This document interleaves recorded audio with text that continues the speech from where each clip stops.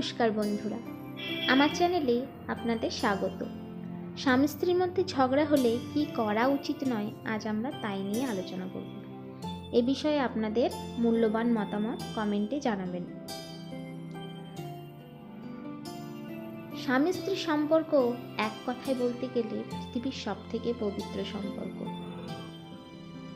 যেখানে দুটি অজানা মানুষ সারা জীবন একসাথে চলার অঙ্গীকারবদ্ধ হয়। আর এই চলার পথে অনেক ভালো সময়, খারাপ সময় জীবনে আসে। একে অপরের দোষ গুণ নিয়ে চলতে চলতে অনেক ঝগড়াও হয়।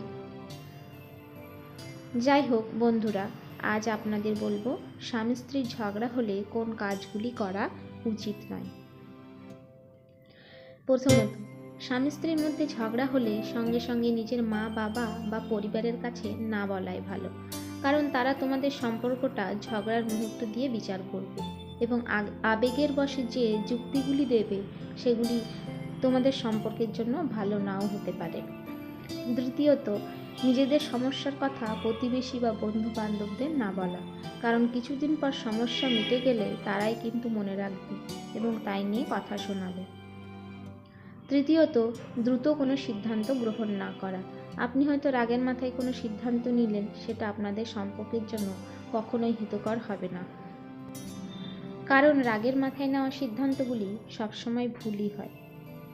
এরপরে বলবো, একে অপরকে সময় দিন, কথা বলুন। যে ভুল বোঝাবুঝি তৈরি হয়েছে সেগুলি আলোচনা করে মিটিয়ে নেওয়া, কারণ আজ যে সুযোগটা আছে কাল হয়তো নাও থাকতে পারে। ভালো লাগলে কমেন্টে